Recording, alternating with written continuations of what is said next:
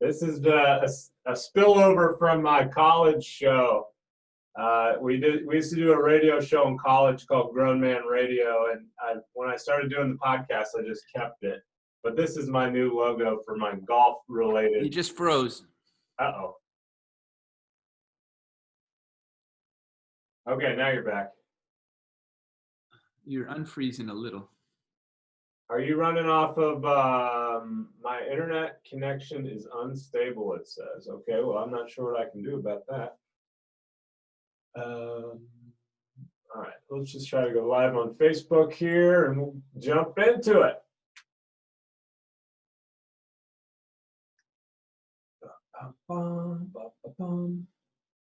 Preparing live streaming preview. This is pretty slick going from Zoom to Facebook Live when the internet's running properly. Yeah. It opens up a whole new lane creatively. Okay. And we are on Grown Man Radio with Stephen Yellin.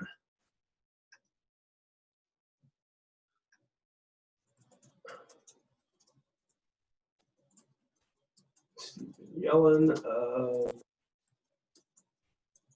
the Fluid Motion Factor Program.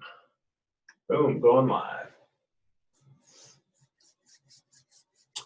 Bum, ba, bum, bum, bum, bum, bum, bum, bum, bum, going live.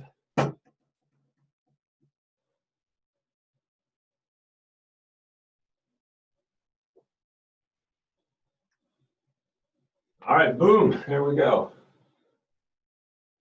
Gallery view. And let's try speaker view this time. That would be kind of cool. Something different.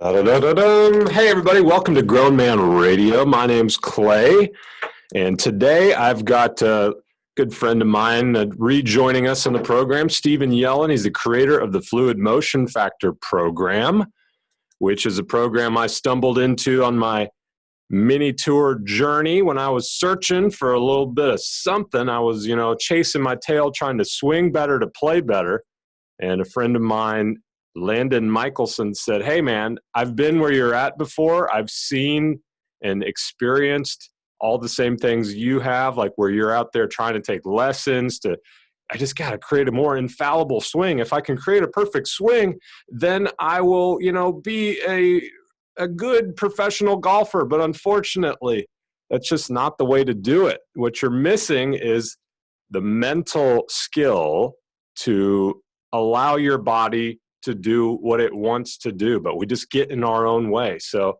I read Stephen's book, The Fluid Motion Factor, and went through his online program, and it was a paradigm shift for me in terms of my golf mentality. I every so often, Stephen and I just, text back and forth, stay in touch. And I texted him this morning. I said, hey man, I played golf yesterday and I was just in a really good mood out there. I was excited to play golf, and I had a zone experience for a few holes. I didn't shoot a 62, but for like 4 or 5 holes, man, I was just pounding the driver exactly where I wanted to hit it. I was hitting compressed pull cuts, really great distance control. I felt like I was going to make every putt, and it doesn't last forever. But when you do have those zone experiences, it's just something special. And I always like to, spread the word and thank Stephen for helping me kind of open my mind to playing my best golf. And so when I texted Stephen this, he said, oh, that's cool. I had a couple of things that I wanted to talk to you about anyway. So Stephen, after that long introduction, first of all, what's going on, dude? And how are you? Life is bliss, Clay. Life for me is bliss, even though we're living in very tumultuous times, but we create our own reality inside. Everything's good. I just finished the final edit of my new book that's coming out in late August, September. It's called Simplicity, the Fluid Motion Factor Golf Program. Very excited about that. I waited a long time to write this book because I wasn't too sure whether my program could really be taught via text and not via in-person or online video. So I did a little social experiment. I went on Facebook and I posted, I said, many of you know about my program, Fluid Motion Factor program. I've only been teaching it online and in person, and honestly, I'm not too sure whether someone can really learn it successfully through a book. So I'm looking for some volunteers to read the initial manuscript, unedited, and see, what your experience is. Oh, by the way, it's going to cost you $59 because I really wanted serious people. So I thought I would get 3 or 4 or 5. Well, 26 people sent me $59. Nice. Which covered the cost of editing the book. So, do you know the story? Did I tell you the story? No. Okay. So, I sent out a couple chapters at a time because I wanted them to practice sequentially. And after I sent out the first few chapters, I really got some extremely positive reviews. One player from Singapore says, I haven't felt this way swinging a golf club in 20 years. So he's a teaching pro. I said, okay, that's a green light from nature. So we're getting this puppy dog out to the general public. So I got a publisher, got an editor. She's very, very excited about it. She understands the ramifications. She's an extreme athlete herself. She has about 700 jumps from a plane in competitive skydiving. Wow, cool. Fearless. So the thing is that, you could have a bad day on the golf course, but you better not have a bad day jumping out of the plane, okay? Yeah. That'll be all she wrote. So That's a wrap. That's a wrap, baby, all right? We'll see you in the maternity ward in a couple of years. New body, right? So now you know my work with Scott McCarron, right? I know that you're working with him. I don't know, are you up to something new with him, or are you just helping him live the program? I never sent you the video that he did for me, the endorsement video. I don't think so. All right, I'll send it to you after. But essentially, Scott McCarron learned the Fluid Motion Factor program about 4 years ago. He's been a dominant force. He uses it on every shot, and he's been a dominant force on the Champions Tour. Last year, he won the Schwab Cup, Arnold Palmer Award, and Player of the Year, and he won about $3 million. So I got a hold of him, I don't know, a couple months ago, because I had developed the program to another level, and I knew that he didn't get he hadn't gotten this knowledge yet. So I thought, it'd be a good idea. And I didn't teach him. My former partner, Buddy Biancalana, taught him, but I taught Buddy how to teach. So essentially, I taught him. So I thought it'd be a good idea if Scott got the latest knowledge. So I called him up. I spent an hour on the phone with him or on Skype, answering his questions and going deeply into some of the challenges that he would like to overcome out there. And at the end, the conversation went so well. I said, Scott, you know what? You should hire me for the year. And he said, yeah, I should. So last month, I went down to North Carolina, spent 2 days with him, gave him the updated version of the program. Then I did this video, which I'll send to you. It's just a 2-minute video. I mean, can you play it on the air or no? I don't know. Is it, would it be okay just to listen to the audio? Yeah. Yeah. Where can I find the audio? I'm going to send it to you right now. Hold on. But anyway. Send me a Facebook message if you can. I think that'd be the easiest way to play it. Okay. So I'll just send you a Facebook message because it's a neat little interview. Cool. And all right, I just sent it to you. We're making it happen in real time. Scott McCarron, here we go, pulling it up. Let's see if this will work here. Scott McCarron, last year you you hear had that? a very good year. What is to the left of you right there? Well, this, Stephen, is the Schwab Cup Oh, boy. 2019. It's a trophy that I've wanted for the last couple of years. Bernard Launders kind of had a stranglehold on it, and I was able to play some good golf last year to win the Schwab Cup, win Player of the Year, and the Arnold Palmer Award for the most money. So it was a very good year last year. Congratulations. It's really an outstanding year. I hope you do it again in 2020. So you learned the fluid motion factor program a while ago. What kind of impact has it had on your game? Well, the fluid motion factors had a big impact.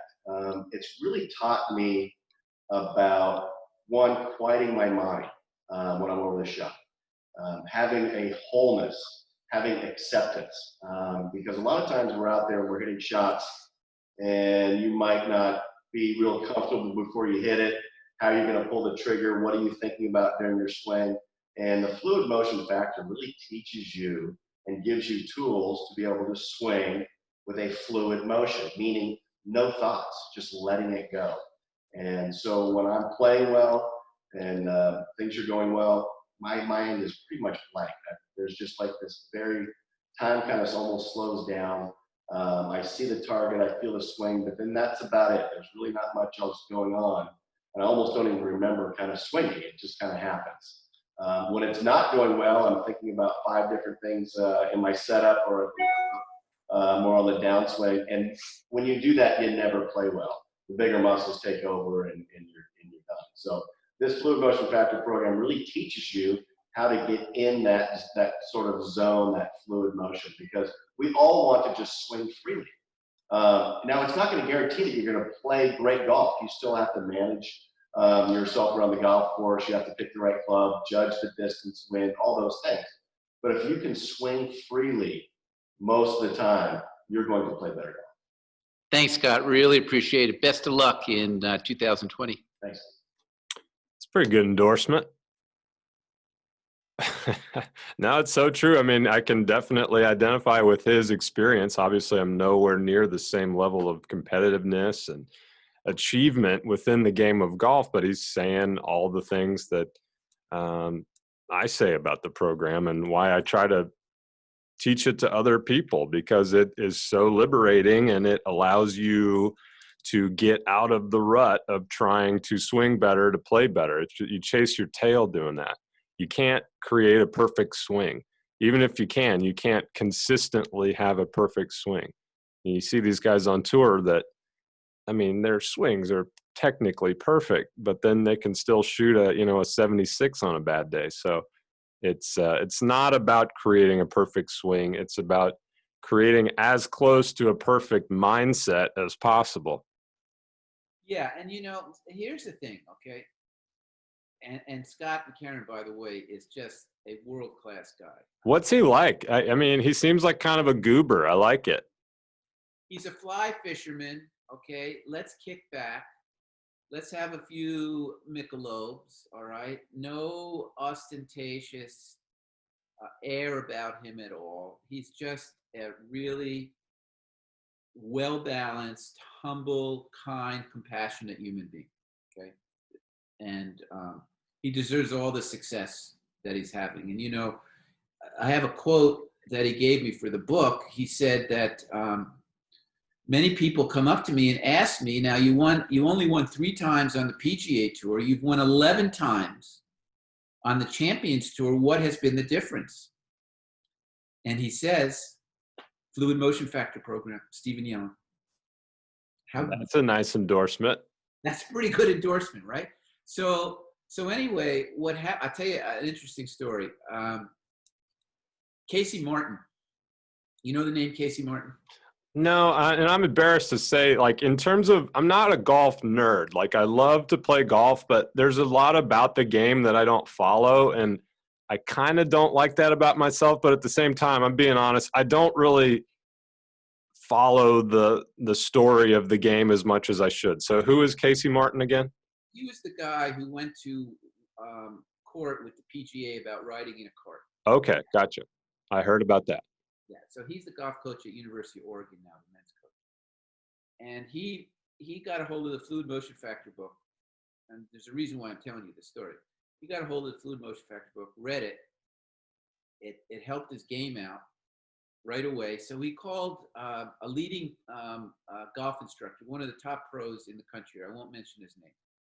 And he works with a guy on tour who has been very, and I won't mention his name, very successful golfer.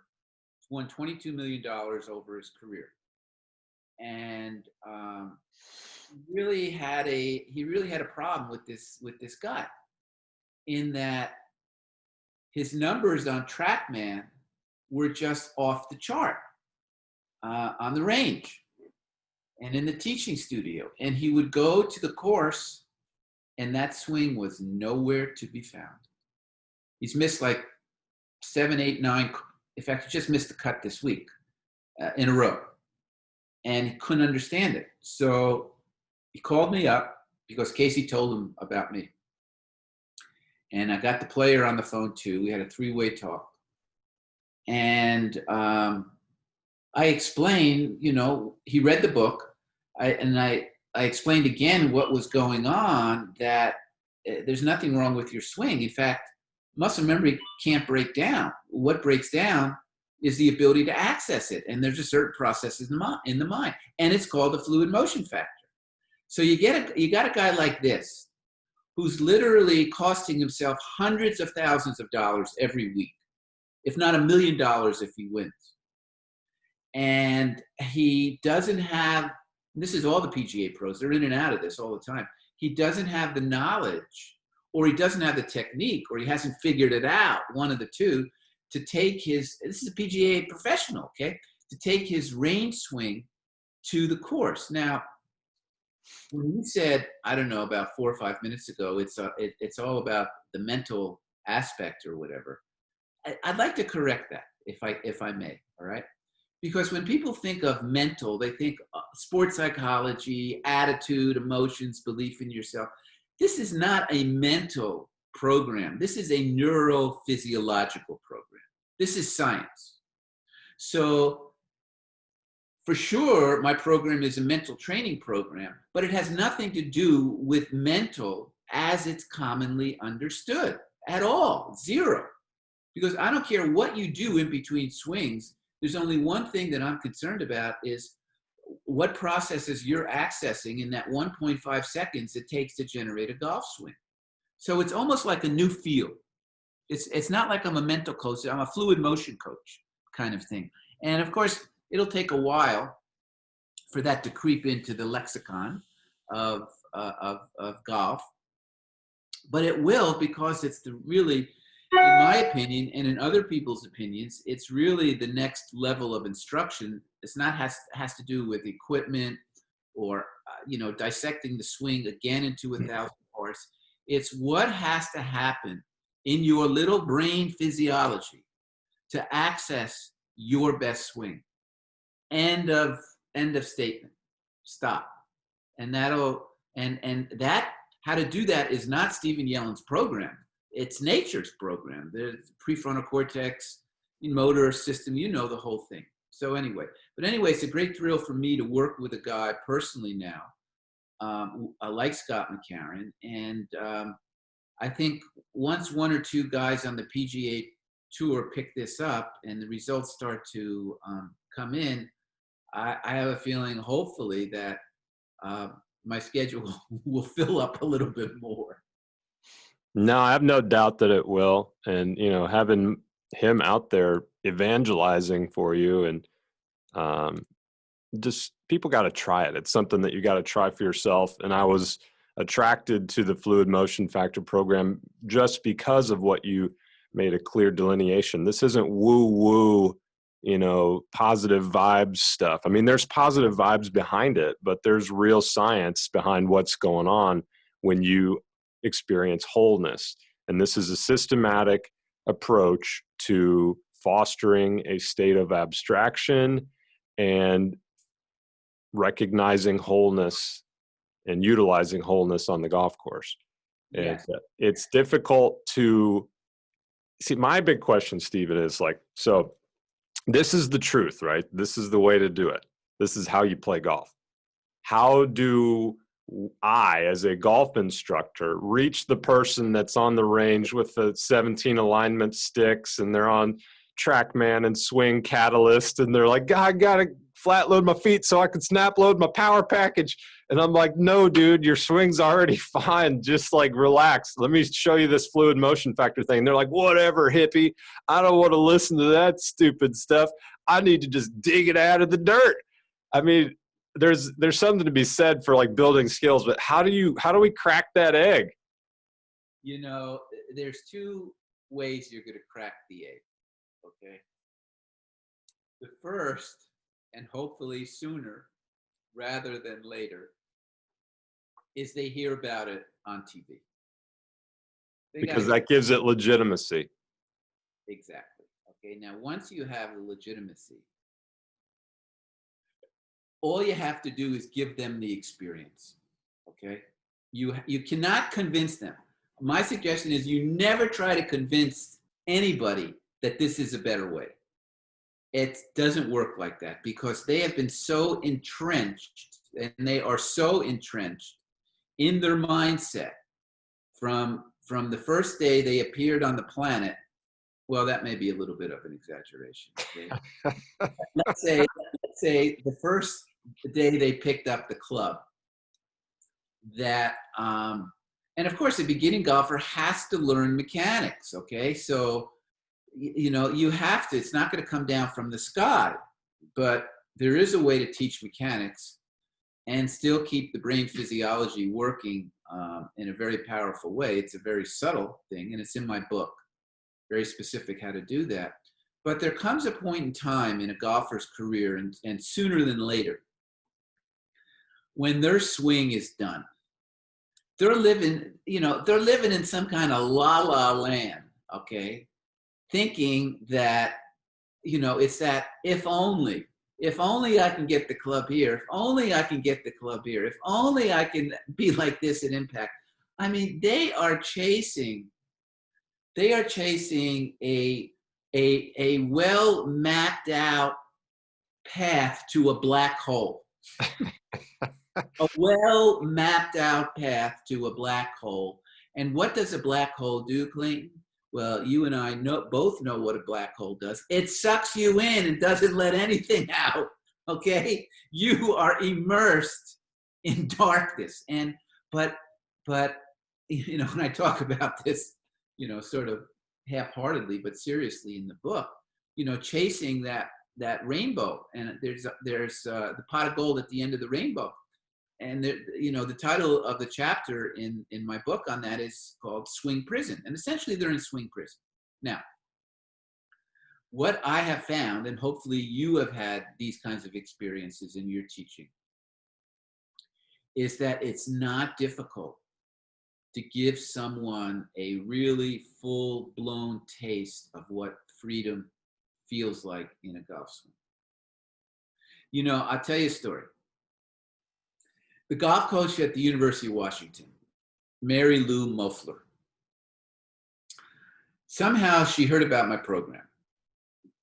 So she called me up. I was just leaving Orlando for the summer and coming to Iowa. She said, I heard about your program, Stephen. It sounds very interesting.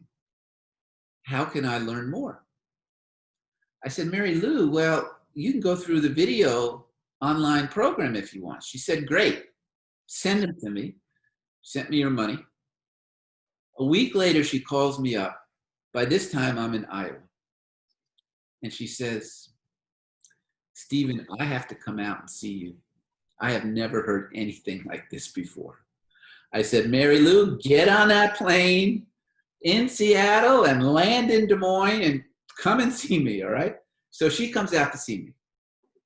Now, there's a difference between going through the program online and going through the program in person. And that's why one day, Clay, I want to see that mustached face of yours. And that's right, that grown man radio. That's right, in person, because you will get more out of it, all right? So she comes to, I meet her at the course. We start, you know what the program is. We start with the numbers and 9, 9, 9. And then we reach a point, I don't know, it wasn't that long into the program, 20 minutes, where she starts crying. There's tears coming out of her eyes. Oh boy. And I say, Mary Lou, what's going on? Are you okay? She said, no, these are tears of joy. I have never thought that it would be possible to experience a golf swing with so much freedom and abandonment.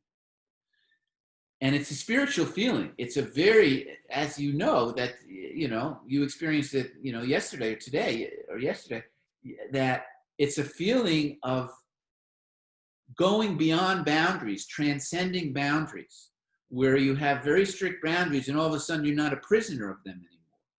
And a spiritual experience is, these kinds of experiences is what life is all about. So she went on to go through the program within 2 years time, frame of time, 5 times. She went through it 5 times. I did a clinic in San Francisco. She flew down from Seattle.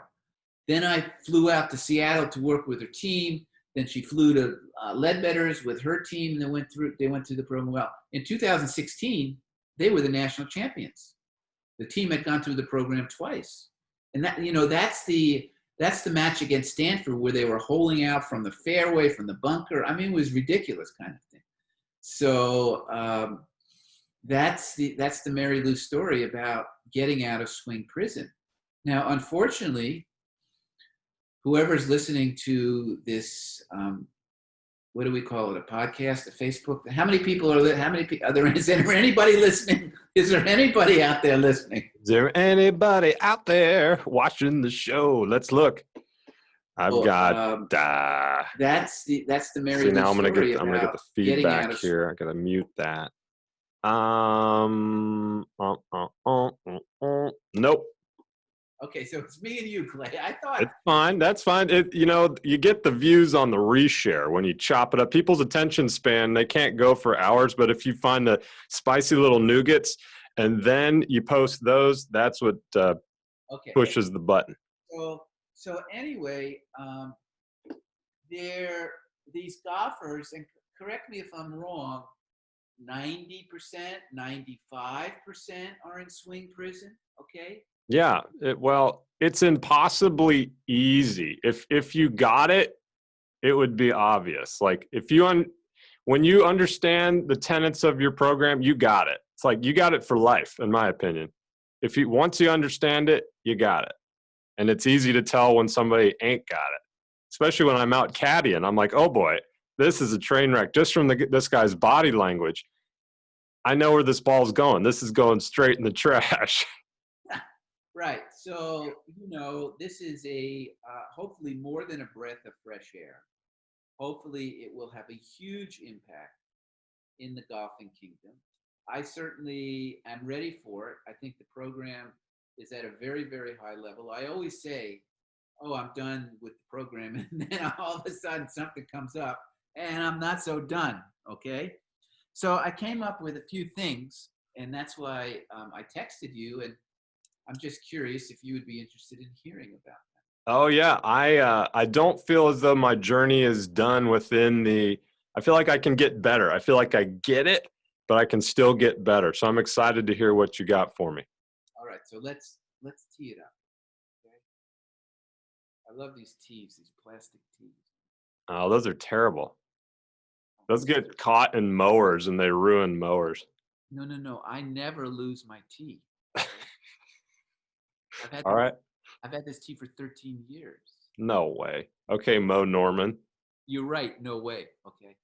No, either they break. Okay. Sometimes they can break. But anyway. And anyway, I'm on the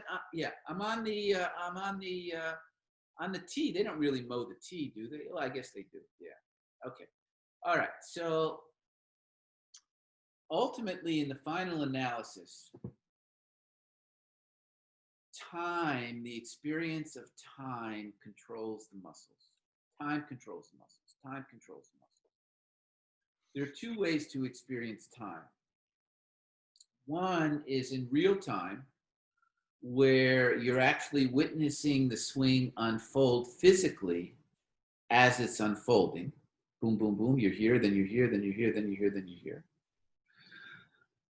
And then distorted time, where you're experiencing the time unfold, and then all of a sudden you start over anticipating something that has not yet occurred, whether it's impact or whether it's the result of the shot or whether it's the consequences of the result of the shot. So then you're in the future, so you're in distorted time. Now, the mind loves abstraction. It loves abstraction. It loves abstraction. The mind is strengthened when it's abstract, like Tiger. Tiger has this quote, there have been key shots in major tournaments where I took the club out of the bag. I didn't remember anything until I saw the ball land on the green. That's living in pure abstraction. That's pure abstraction. That's what made him great. Not the quality of his swing, but the quality of his abstraction he experienced during the swing. So what normally happens, now I'll tell you, now with that preface, okay, I'll give you these 3 fluid cues that I want you to try too, my son, okay? You mustache radio. Okay. No one's listening, it doesn't matter. Okay. I know. Okay, so actually, the first one is from the first set of fluid cues, but I'm realizing how powerful it is. It's the surfboard one, where right before you pull the trigger, you draw a line, diagonal line through the ball, and your attention has to be more or less to the right of the line with a soft gaze, very soft gaze. You're not looking for kryptonite. Now, what this does, now you tried that when you went through the program, right? Indeed. Okay, what was your experience? Do you remember? I remember feeling for the first time a new skill developing in my ability to be aware of my consciousness. Beautiful. I want you to keep that thought in your mind, because that is a very, very powerful comment and a very, very powerful idea. So for the thousands of viewers listening on this one, that the fluid cue, and I'll give it to you guys, you won't have to buy the book for this one, is that right before you pull the trigger, I want your attention more or less to be to the right of that line or the ball. Your focus is always on the ball, because no one hits a shot with their mind, with their focus up here. But your focus can be on the ball, but your attention could be on the target. So already you're distorting time. Already you're in the future. So this keeps you more in the present, not only when you pull the trigger, but during the swing as well. That's number one. Number two, this one you never got, is that at the top of the swing, I don't want your attention to go past the ball. Don't let my attention go past the ball. I think I do that intuitively. I was a good ball striker early on, and then I got lost, and now I've kind of refound it. Right. So I'm trying to understand that. I don't know that I have any thoughts at all while I'm swinging. Right. No. Well, you have been going through the program for 2-3 years. You've been doing every swing. So you've been culturing a certain state of awareness, a certain state of the brain physiology during the swing. So, but this is for someone who hasn't gone through the learning curve. Okay. Right? So what do you mean by don't let your attention go past the ball? Okay, so I want you to look at the mic, okay? And I don't want your attention in a soft way to look at what's to the right of the mic or the left of the mic, okay? Got it. That's it. It's very simple. There's no rocket science. So you're just sort of looking at something. Now, there could be something in the background. You know, you've got these, you seem to like hats, okay? So you've got these hats hanging around there. So, you know, you could put your attention on there, and then all of a sudden, you could put your attention on the mic, and your attention starts to drift over to that hat a little bit, okay? But when you don't, then the hat becomes blurry because you're not really focusing in on it at all. Does that make sense? It does. Okay, good. So the third one, which you have not gotten, is this. At the top of the swing, I want you to have nonspecific awareness. Nonspecific awareness means you're aware, but you're not aware of anything specific. Now, it relates to what you said 5 minutes ago when all of a sudden you said, I have more conscious awareness, right? I felt as though I was noticing my thoughts. Right. So what that means is that you weren't shutting down the senses and you weren't shutting down the mind. So it was open, normal, and natural. For instance, when you're driving a car, you're aware of your thoughts, right? Now, just because the body is moving doesn't mean you cannot be aware of your thoughts. It doesn't mean that. Now, you may have no thoughts, but you may be aware that you have no thoughts. That's still an awareness, right? Mm-hmm. What happens to people at the top of the swing is one of three things. Their mind is frozen. Their mind is in the future. They're micromanaging what they're going to do. Okay? Now, having those kinds of thoughts or attitudes or feelings or emotions is going to produce, especially micromanaging, is I got to do this, I got to do that, is going to produce theta waves or beta waves in the brain. Beta waves has to do with specificity. When someone is really focused, like I'm really focused now on you and you know what you're doing and your little nuances or whatever, I'm producing beta waves. When someone has a zone experience, they are producing alpha waves. Now, alpha waves can only be produced when you have non-specific awareness because wholeness is not being broken. Alpha waves are produced when there's wholeness, abstraction, and silence in the brain physiology. Now, what usually happens up here, this is where all the drama is, unbelievable drama. It's opening of a million Broadway plays at once, and you're trying to figure out if the reviews are going to be good or bad, right? So non-specific awareness is usually nowhere to be found. Everything is very specific, in bold letters, lights outside of the Bellagio specific, okay? So you just have, and it's a very light kind of feeling. Remember, in all these fluid cues, as you know, intention is more important than execution. So if you had non-specific awareness or you did not have non-specific awareness, it doesn't matter as long as you had the intention. Now, do you understand what non-specific awareness is, Clay? I believe I do, and I believe it is a very difficult thing to explain without someone experiencing. Exactly, okay? But what I want you to do, when are you hitting balls again? I don't like hitting balls anymore. I like to play. All right, so I would like you to hit some balls with this for 5 minutes, all right? Okay, I'll give you 5 minutes. To me, the driving range is like poison. It's like, seek more. You can hit it better. Come and work on new things that'll confuse your body. Okay, but it's good when you're trying something new. If I'm intentional with it, I'm 100% on board. I will be very intentional with what you want me to do. And we've had a little freeze, and we're back. So what is my intention for my next range sesh? So I want you to hit, because on the range, you can hit 5 or 6 or 7, 10 balls in a row trying this. On the course, you've got to wait in between shots. So, you know, let's be more practical here. So the two, go back to the surfboard drill, give that one another chance, okay? Mm-hmm. Then do at the top of the swing, don't have your attention move past the ball, and then at the top of the swing, have a non-specific awareness. Got it. I'll report back. I want to report back. Okay. I've been, I've refound freedom during lockdown. I think I got a perspective on the game that I was missing, and I realized that I was missing the game.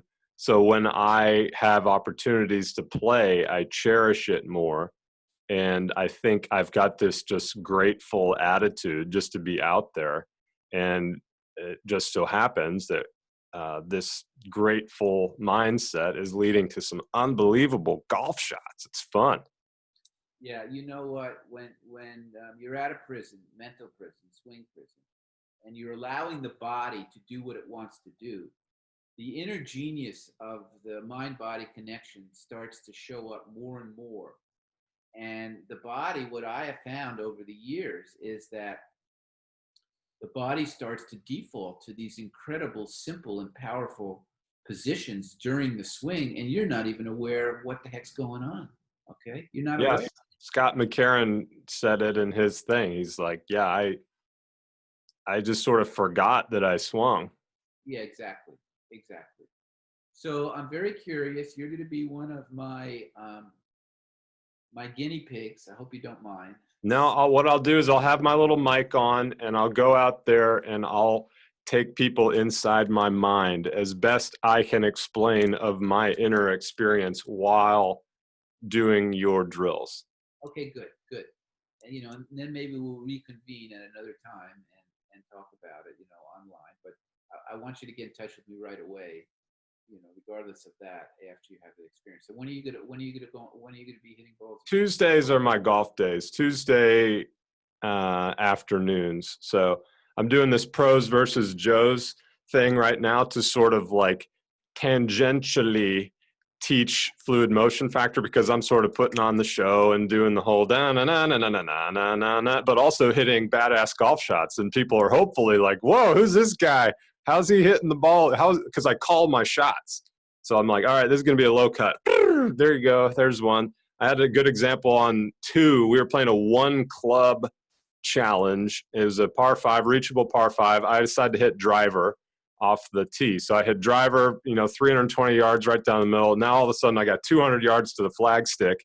And without any rehearsals or any practice swings or anything, I just hit this little bunt cut stinger that rolls up onto the fringe, and I almost tap it in for eagle. And so stuff like that, I'm hoping will kind of like help demonstrate sort of my process for playing golf that you helped build, to complement the skills that I built early on in junior golf. And now I totally understand what you're saying. Like, I feel like my swing is done, and that is very liberating. Like, I don't want to work on it. I want to work on the process. Like, I want to get back into competition. That's something that I understand that I have missed also. So I'm excited to bring a new perspective to competition, and I think I'm going to kick some ass out there, but I want to have it in a way where I don't have to make money at it. I just want to play for the fun of the competition. So that's something I'm excited for coming out of quarantine. Your best golf is yet to come, Clay. I can assure you of that. I think so too. I think I might kind of have like a new phase going on here. I need to tighten up the bolts a little bit in my setup. That's one thing that I'm realizing, that there are some fundamental issues with my swing that makes it inconsistent, just based on the nuts and bolts of things. And you've said that earlier. I mean, you have to have certain non-negotiable skills like within your thing. And you made the analogy once of like a light bulb. So I'm probably like a 75 watt light bulb. A 20 handicap is a 10 watt light bulb, and Tiger Woods is, a million watt light bulb. So you're only going to get so much out of your light bulb. But the way that you create a stronger light bulb is a combination of tightening up the fundamentals, like getting very intentional with your setup and your ball position. People have no idea how important ball position is to the way you swing the club. Crucial. It's huge. And that's not taught enough, and setup is not taught enough. And I thought George Gankus put out one of the most incredible setup videos, because it was just so frank. He was like so frustrated. You could tell. He's like, guys, stop setting up badly. And he goes into this beautiful explanation of how an athletic posture is developed, and he explains why it's better to set up the way he's explaining. And when you actually get into the position he's explaining, it feels right. But we've got this weird idea that we want to stick our butt out and have our back on this like straight line and pivot like this. It's not the most efficient way to do it. And so I think golf instruction is almost kind of returning back to more of a natural swing, because I think that people have tried all this crazy tech, and the tech is too confusing. Like I see a lot of folks that they have access to the swing catalyst and the flight scope and the TrackMan, and they're getting a lot of data, but they can't enact anything from that data. They all want them to swing left, and everybody has this idea that they're going to hit this pull cut and like really compress, but nobody can do it except if you get them in a proper posture and you say, hit a pull cut, and using Stephen Yellin's program, hit a pull cut, visualize it, sort of rein in your awareness a little bit and just foster a state of abstraction and hit a pull cut. And they're just like straight off the middle of the club, bang, bang, bang. I could never do that when I was drilling, trying to swing like Jason Duffner. Like, well, what the heck? That's the problem. You're trying to swing like someone. Don't try to swing, just swing. No, it's so true, because everyone's body is constructed in a subtle, different way, and that you have to find the natural move for you, which can be synced with all the other moves. And if you try to cookie cut and force the body to get into a certain position, and when you were talking about setup, how you want to have certain angle, I was thinking of two golfer swings I've always admired how they played was Angel Cabrera and Fuzzy Zeller, who were just sort of over the ball, letting it go. Whereas, you got a guy like Adam Scott, who's just, perfect posture and this and that. Not to say that's wrong. It could be good for him. But anyway, so what happens with these swings and you start listening on how specific you have to be with certain positions and this alpha. And I mean, there's certain things, it's like physics. Like unified quantum physics. You can't understand it. It's completely shutting down the ability of the body to sync the swing. Now, there's something in neurophysiology and learning emotion called chunking. Chunking is that the body likes to take a group of positions or movements and chunk them together. And so if you get too specific about where the hands and the club have to be here, and you're not taking into consideration how the hands got there or where the hands are going, should be in order to slot the club, then what happens is that you start producing these beta waves, and then the cerebellum can't really sync emotion when beta waves are being produced. You have to have alpha waves. You break the chain of ideas.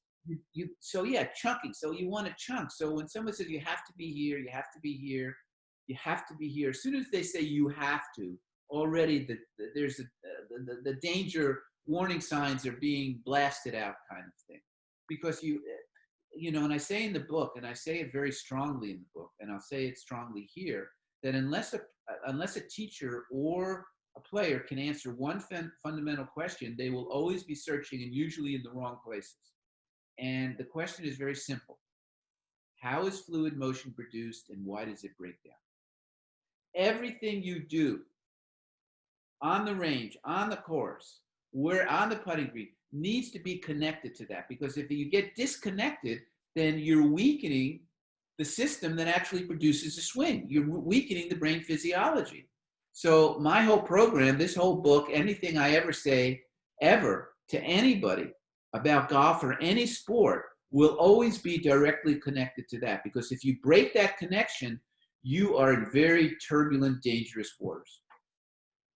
Yeah, one of your fluid cues is to sort of experience the swing as one thing. And that sounds obvious, but it allows you to chunk your swing, is my understanding of it.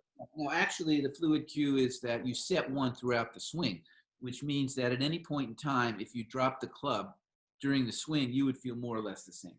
So, Okay. yeah.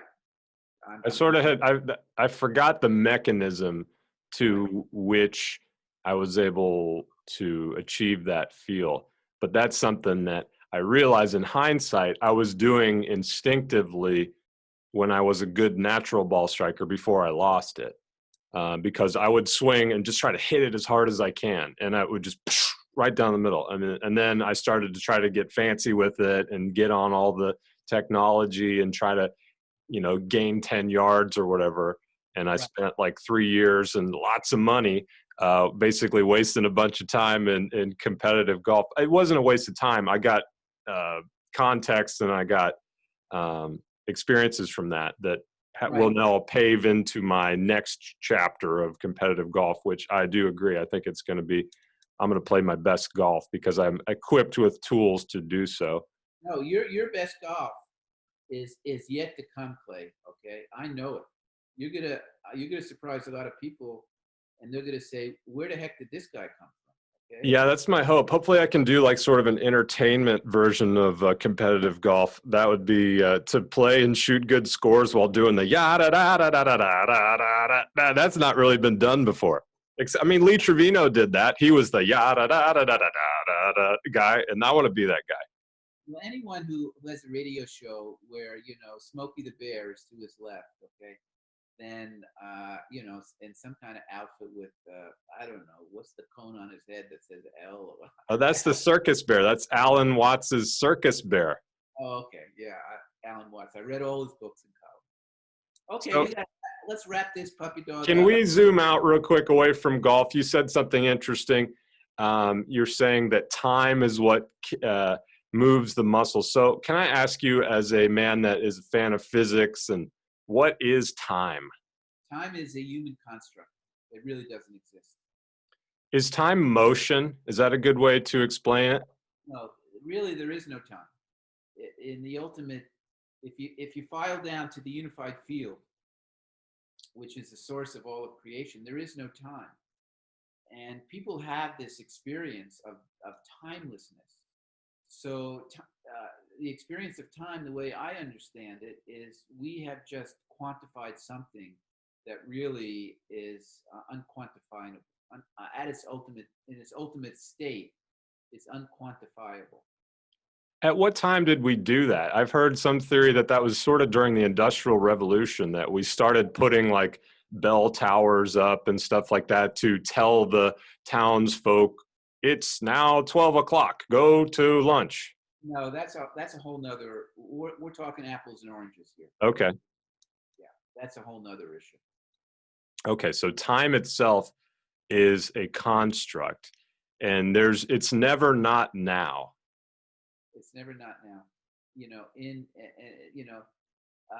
Knowledge is structured in consciousness, and in different states of consciousness, there's different realities of life. So when you experience the ultimate reality of life, there is nothing but right now happening. It's like you're looking at individual frames on a movie reel. Yeah, exactly. Very cool. Well, it's fun to get into the deep end a little bit with you there. Maybe next time we can talk about, we can go even deeper and talk about what it is that is aware. What is it that is aware within our mind? That's next time on Grown Man Radio with Stephen Yellin. Thanks for joining us today. And I'm excited to chop this up. I think we got a lot of great stuff there, a lot of stuff of value to the end listener out there. And thank you so much for your time, Stephen. It was fun hanging with you as always. Nothing but the best. I hope that Scott McCarron keeps spreading the word and winning more Schwab Cups and little tokens of his experience. Thank you, Clay. Really appreciate you having me on, and let me know what your experience is with those fluid cubes. All right, I will report back. All right, thanks everybody. This has been Grown Man Radio.